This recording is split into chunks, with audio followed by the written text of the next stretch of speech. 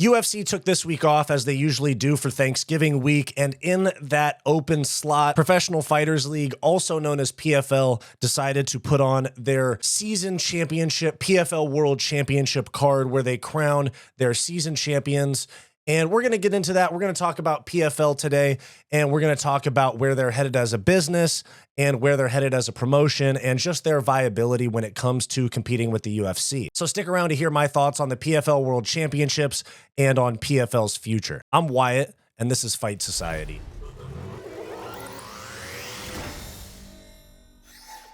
And before we get into the video, please make sure to like, subscribe, drop a comment down below, all that good YouTube stuff. If you want access to extra bonus content and you want to support the channel further, you can click the link down below or the join button on our channel homepage to become a channel member. You get access to extra live streams, some bonus content, and help support the channel's growth, because that's what we're trying to do. We're trying to make this the biggest MMA platform on YouTube now, or combat sports platform on YouTube. With that said, thank you very much. Back to the video. So I know we have a lot of hardcore fans in my audience, but for those of you that are new to this channel, new to combat sports or new to MMA, and you're not familiar with PFL, maybe you just watch UFC, let me briefly explain the PFL. The PFL is the Professional Fighters League, and they came in as what was supposed to be a heavily funded competition to the UFC. They used to be called the World Series of Fighting, WSOF. You had some people like Justin Gaethje, for example, that fought for World Series of Fighting back in the day. Eventually, they were bought out and they were changed to the PFL. And they took that structure of like a little bit of roster and some executives, and they rolled that into PFL. Now, PFL, I believe, is in their 7th year. I believe their first season was 2017 or 18. And they actually bring a season format to MMA. It's not like typical matchmaker formats that you see in One Championship, boxing, UFC. Basically, every combat sport that you've seen to this date has done the matchmaker model, with the exception of old promotions that do tournaments, and Bellator has done tournaments as well. What PFL does, and they kind of have a very confusing structure, which is part of why they struggle to grow. They have a point system based on how quickly you finish your opponent. You have to fight 3 times in less than 6 months. And then you take almost 6 months off to fight in their end of the year championship card, which took place yesterday. It's hard to guarantee big fights when you have this format. And they talk about it being fair and the best fights the best. But that doesn't always sell. And especially in combat sports, people want big fights. So what happens is you go through a regular season and then you're seeded in the playoffs based on your performances in those 3 regular season bouts. You go into the playoffs, you fight your way through, you make it to the final. And if you win the final, as you can see here, you get a season belt. It's not like the UFC belt where there's a lineage. It's just season to season. You're the 2025 champ. You're the 2024 champ. The same way you would in the NFL or the NBA. And you also get $1 million check along with that belt. That's the prize for winning the season. PFL put on a card yesterday where 6 new champions were crowned. Honestly, the only ones that I know, and I watched the card, the only ones that I can name off the top of my head, one, Dakota Dacheva, the blonde girl right here. She's their big star. She actually might have more appeal long-term than Francis Ngannou because she's only like 24, I think. Yeah, so she's 26. She's my age. And she's not a UFC bounce back. She's not a UFC release. She's not a UFC failure, or she's not a UFC cast out like Francis Ngannou. Dakota Dacheva actually might get them more mileage than Francis Ngannou, especially because they're not paying Dakota Dacheva Francis Ngannou money. So out of these 6 that I see right here, the only ones that I recognize is Dennis Goltsov, the heavyweight champ, Dakota Dacheva, and then Timur Khizriev right here. He's the one that beat Brent Primus in the co-main event. The other ones I don't know. This guy knocked out Impa Kasanganay, who was a 185-pounder that got knocked out in the UFC by Joaquin Buckley, who's now a 170-pounder, and Impa's gone on to become a champ at 205. So their 205 world champ, more than once, I believe, got KO'd by now a welterweight in the UFC, which does not look very good for the PFL. Now, first off, this is $6 million right here. This is a $6 million investment into one person that's ever going to make them any sort of money. Genuinely, like, this is a $6 million investment, and Dakota Dacheva is the only one that's probably ever going to profit them any money. I don't know how big these Dagestani Muslim fighters fan bases are, but they tend to get a bit of support, so maybe there's some money there. But yeah, the PFL is just bleeding money.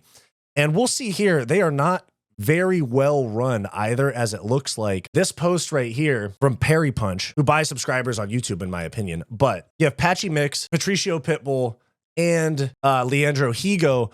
And you also had Corey Anderson speak up as well. These are people that were Bellator fighters that were transitioned over to the PFL roster when PFL bought out Bellator from Viacom in 2023. The first tweet here is Patchy Mix, who is the bantamweight champ in Bellator, arguably one of the best bantamweights in the world. I remember that people were saying he could beat Sean O'Malley when Sean O'Malley was champ. So he says, I've been training my ass off for the last half of a year for nothing.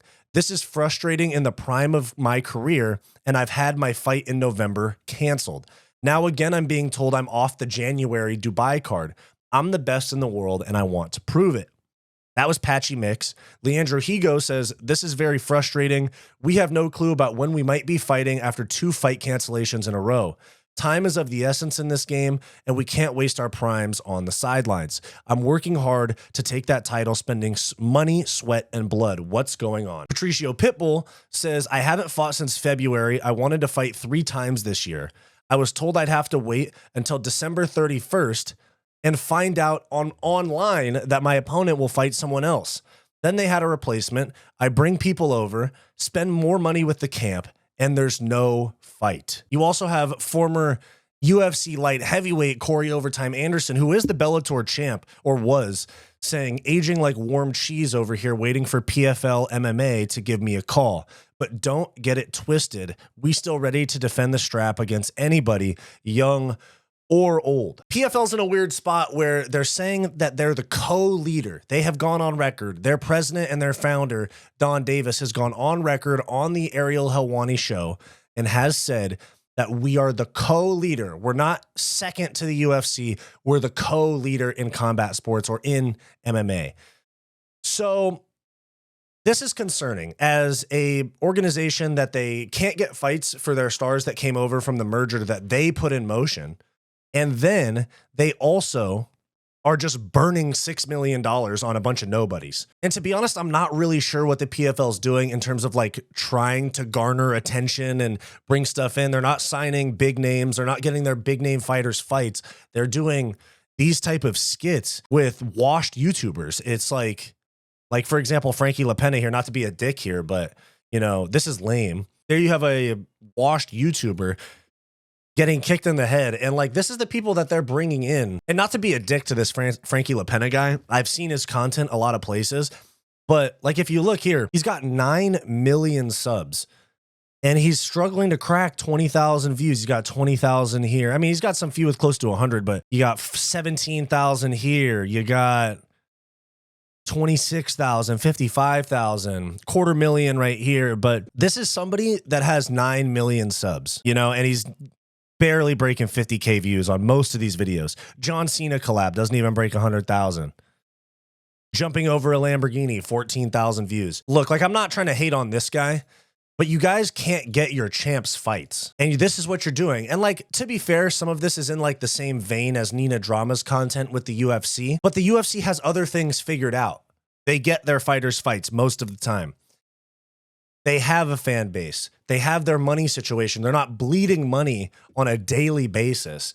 And they're bringing in washed YouTubers and TikTokers like it's going to bring in fans. Like, it just doesn't make sense to me. For example, this is just a tweet that I came across from Andy Hickey MMA.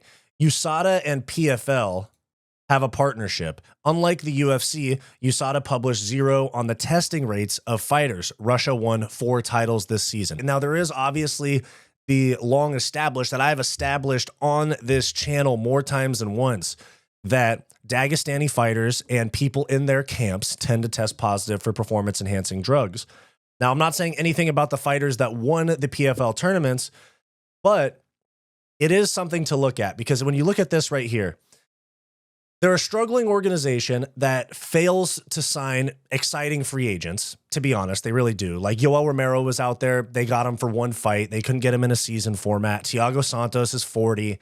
Francis Ngannou's way overpaid. Some of the fighters that they do sign ended up costing them big time, because in May of 2023, the Nevada State Athletic Commission suspended 9 PFL fighters for failing tests and they were all on the same card. It was the opening round of the 2023. You had 9 people on the same card test positive.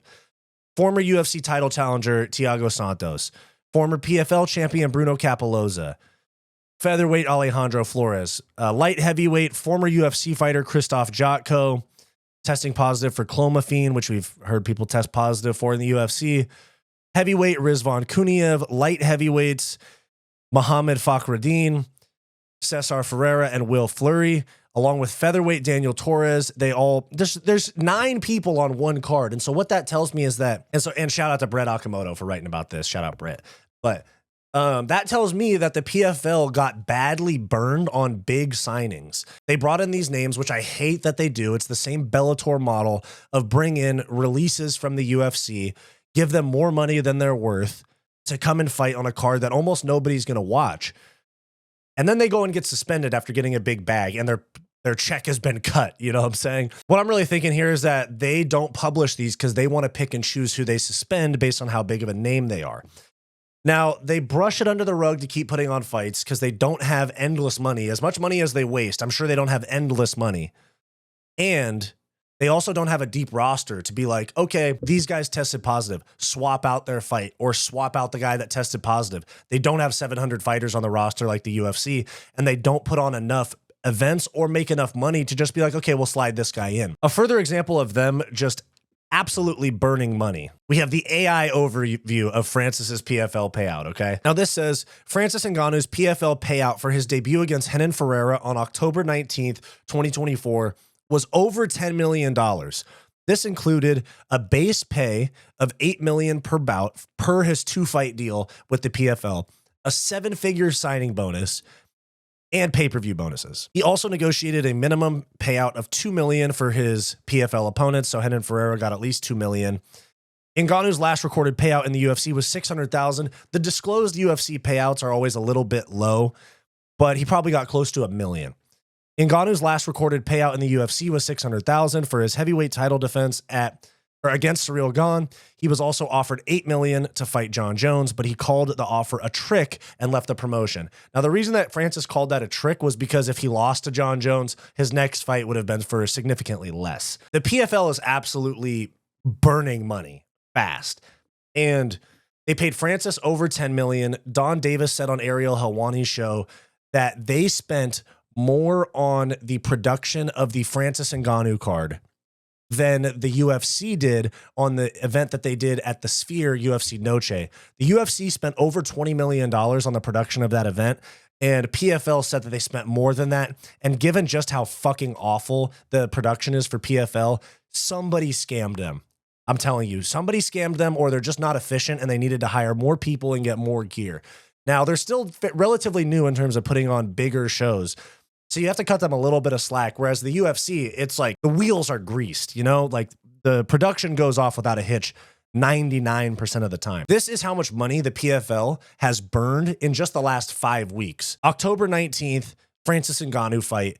They paid over $10 million to Francis, $2 million to Renan Ferreira, plus $20 million in production for the event, or so they say.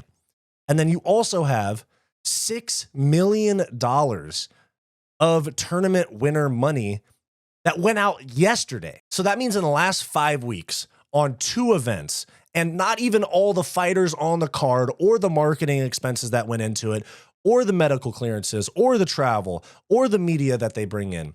They spent $10 million, $2 million, $20 million. There's $32 million on the Francis Ngannou card before you even think about the other fighters on the card. And then they spent $6 on fighters last night. They've spent over $40 million in the last 2 events. And that's not counting other expenses like travel, media, marketing, advertising, all these different things. They've spent $50 million, I'd say, in the last 5 weeks. And I highly doubt that they have even sniffed any sort of profit. Any sort of profit. I am sure that they are drowning in their, they are just bleeding money and drowning right now.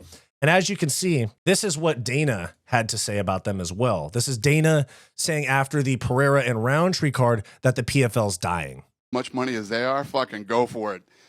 Throw the kitchen sink at it. These guys, this guy just came out recently and said, you know, we're going to spend more money than they did on the Sphere. Well, that sounds fucking brilliant. How many tickets you going to sell? Yeah, they're not very bright. So if I were them, I would do it. Listen, it's all fair. Knock yourself out. They're drowning. They suck. I mean, they're not good at what they do. So I guess you would just keep trying anything you can to make something stick. All good. So there's Dana calling them out for just bleeding money. And that's kind of where I'm at as well. They've spent all this money. And I'm telling you, the only person, in my opinion, that actually has some sort of marketability long-term is Dakota Dacheva. And I'm sure she was one of the lower paid fighters on this card for some reason. I don't know. Maybe it's because it's a female weight class. I feel like they maybe get paid less. But then again, I don't know how the PFL runs. They pay Francis Ngannou over $10 million for one fight against a guy that most people have never heard of. I don't know. Maybe they're paying Dakota Dacheva $1 million a fight and gave her the $1 million for winning the tournament. I don't know. What I do know is that I'm very concerned for the future of MMA outside of the UFC, because you don't have a viable promotion. You have one championship very quickly moving away from MMA. They got one championship got a lot of attention towards MMA during the Adriano Moraes, Demetrius Johnson trilogy. You know, they had Ben Askren back in the day. That got some, they had Eddie Alvarez, they had Ben Askren. They got some promotion out of these guys. But long term, one championship's probably checking out of MMA for the most part, because they have submission grappling, jiu-jitsu, kickboxing, and Muay Thai. And they're the Asian market. Muay Thai is very big. Kickboxing's very big over there. MMA is not as big as some of these other sports. And the Rotolo twins, Mikey Musumeci, actually just left one championship, but they've grown grappling quite a bit. And I think that MMA is going to start to look like a Europe and North America phenomenon, because a lot of Asia watches one championship and a lot of them are watching striking, Muay Thai, kickboxing, etc. for one championship. Whereas PFL is just bleeding money. I honestly think that within 5 years, PFL/Bellator is out of business. The only thing that keeps that from happening is if Saudi oil money continues to save them as a freaking write-off or embezzlement or whatever it is, money laundering, whatever. So yeah, I'm concerned for PFL's decision making. I'm not the one in the room making these decisions. I don't know shit. I'm just a guy in front of a mic, but I know bad decisions when I see them.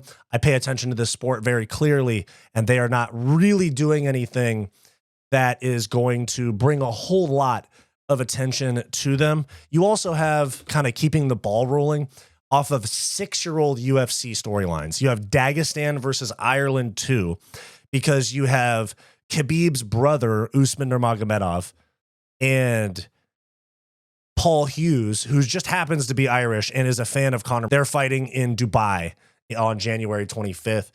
So it's just like, okay, you take UFC releases, they fail your drug tests. You sign former UFC champion with a severely diminished name after 2 losses in boxing, but made a lot of money. You spend over $30 million total on the event. And then you do this event and you give $6 million to 1 or 2 people, or to 6 people, but only 1 or 2 of them are going to make you any sort of money at some point. So I am concerned about PFL. I think they're probably just going to burn cash until their investors say no more. But that's just my thoughts, okay? I hope that they actually remain healthy, because it gives fighters a more healthy market to pursue negotiations and to leverage against the UFC to get more money. Whereas I don't think the UFC takes PFL very seriously right now. That's my thoughts on the PFL World Championships and the way they spend money. Let me know your thoughts down below. Is PFL going to make it past 2030? Let me know your thoughts down below.